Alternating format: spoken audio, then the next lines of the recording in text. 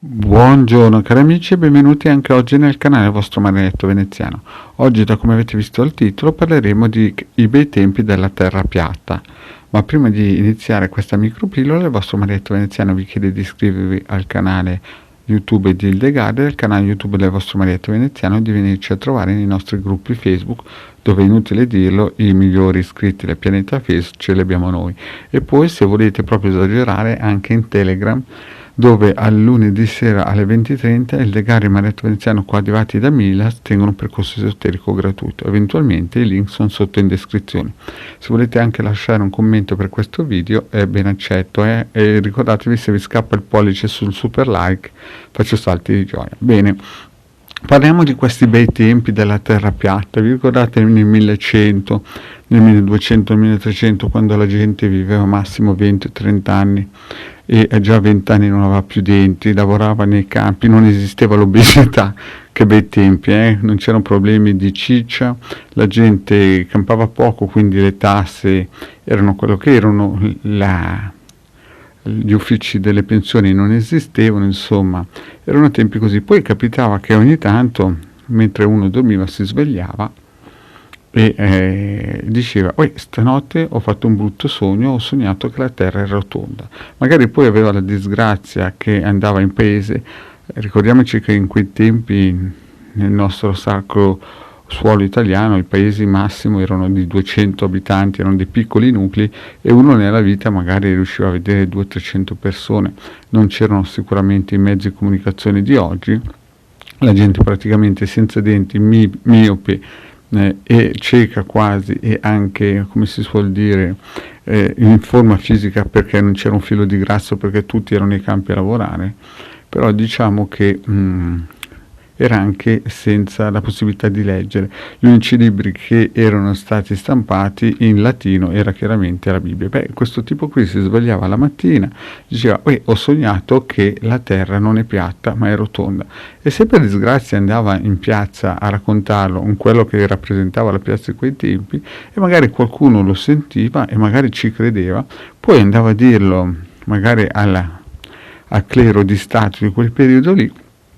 Il clero di Stato diceva: senti amico, vai nel boschetto a prendere un po' di legna che gli facciamo vedere com'è rotonda la terra. E poi accendevano un bel fuocchetto e a questo tipo qui gli facevano vedere o la quinta dimensione o il salto quantico di quei tempi.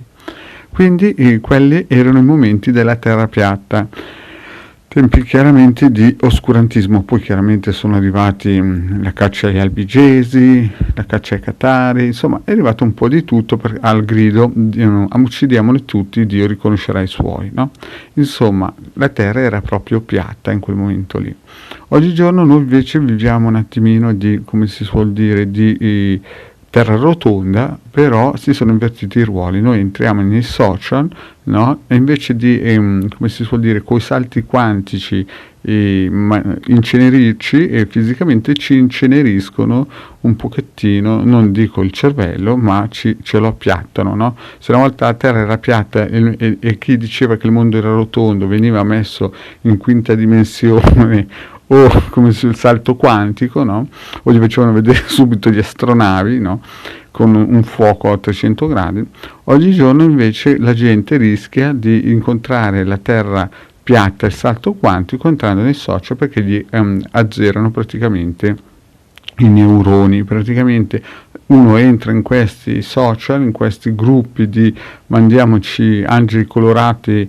E poi ci sono ancora addirittura quelli che vivono di vintage, e praticamente adesso che tutti sanno che la terra è rotonda incominciano a predicare non solo il salto quantico e, come si suol dire, la quinta dimensione, ma alcuni addirittura la sesta, perché già la quinta mi sembrava un po', che insomma quando senti parlare conoscono tutto della quinta, sono già passati la sesta. Il problema è che se gli chiedi ad esempio il numero di telefono del cugino non lo sanno, però dalla quinta dimensione sanno proprio tutto, sanno tutti dei mondi, eccetera eccetera eccetera.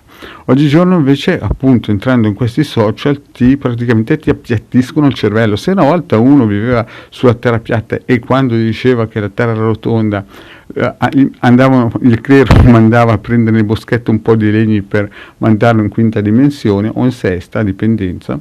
Oggigiorno uno non consumano più la legna, ti bruciano i neuroni che hai nel cervello. Tu entri in un social e addirittura adesso, oltre a quinta e sesta dimensioni, salti quantici e chi più ne ha più ne mette, oggigiorno senti anche addirittura un vintage, cioè praticamente adesso dalla terra rotonda siamo ritornati alla terra piatta. E quindi se tu vai in un gruppo a dire guardate che la terra è rotonda, perché sono morte tantissime persone quando dicevano che era rotonda e adesso è passata di moda, insomma praticamente siamo un po' come un gregge, no?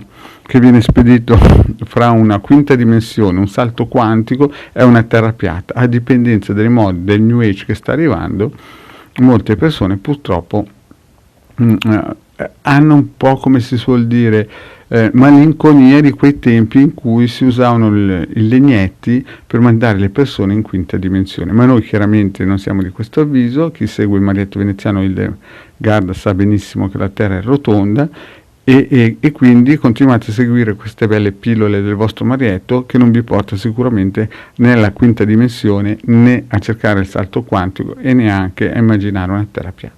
Grazie cari amici e alla prossima, ciao!